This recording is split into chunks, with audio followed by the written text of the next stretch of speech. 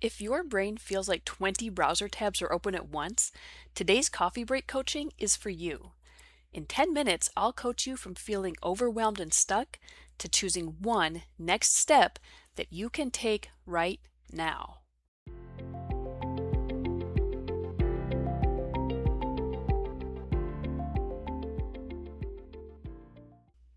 Hi, everyone. Welcome to Coffee Break Coaching.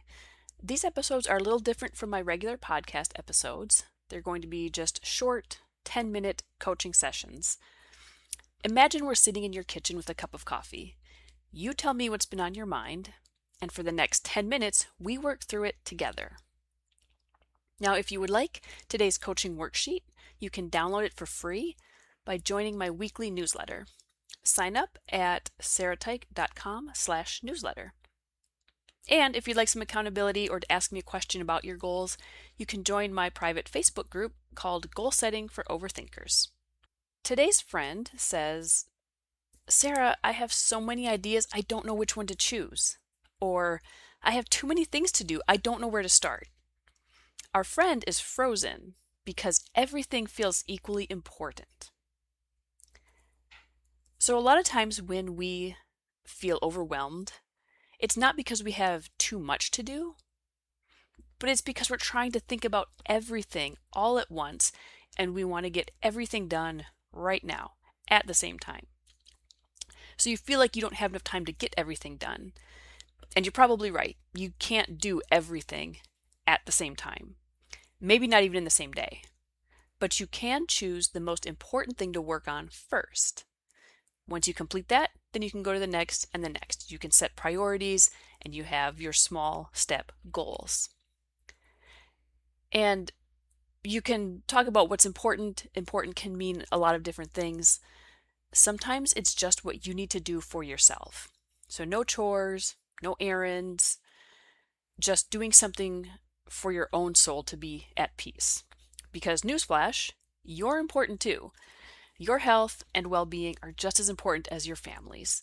So sometimes you need to just say that the most important thing for me to do is just take a break and be quiet and reset. So that brings me to the 10-minute reset. Grab a notebook, set a timer for 10 minutes, and write down every task, every worry, idea, obligation, whatever you've got swirling around in your mind. Write it all down. Don't organize it, don't prioritize it, just put everything down on paper. Just get it out. And then when the timer ends, you're going to circle one of those items that you can realistically move forward with today. Not tomorrow, not next week, but today. It doesn't have to be the biggest, it doesn't have to be the most grand, complicated one on that list.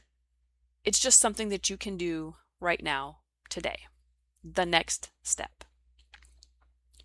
So for me, I've got my list here. The things that I feel like are most important to me that I need to get done throughout the day include exercise, Bible study, yard work, working on my podcast, housework, meal prep, and spending time with my son, doing whatever it is that he wants to do. And those are just a few of the things. Obviously, there's other things that come up, depending on the day. And housework encompasses a lot. There's dishes, there's laundry, there's cleaning, there's cleaning the basement, cleaning the bedrooms. However you need to break it down.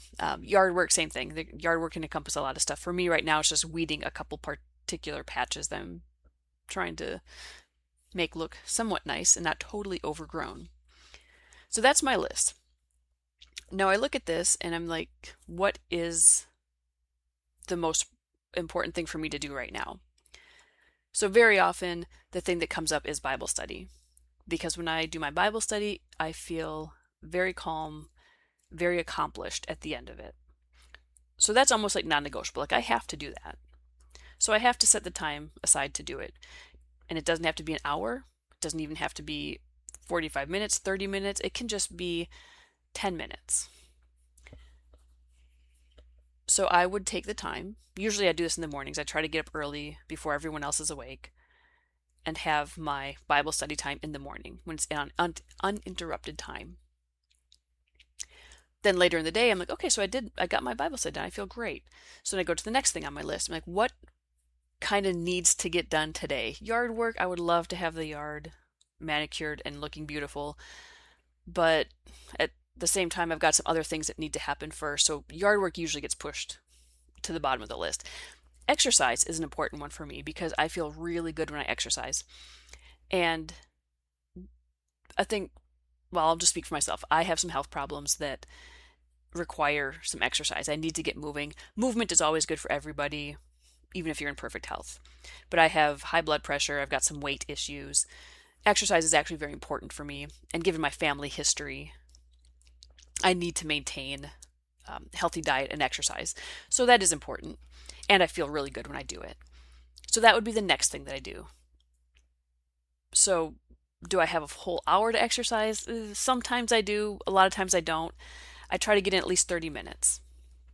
Sometimes I don't feel like getting the complete workout outfit on because that requires, changing into my sports bra and my pants and my shirt and doing all the different things. I know it doesn't sound like much, but when you don't want to exercise, the extra steps of changing into a full workout outfit for 30 minutes and then changing out to take a shower and then changing back into regular clothes, it's just, ugh, you don't want to do it.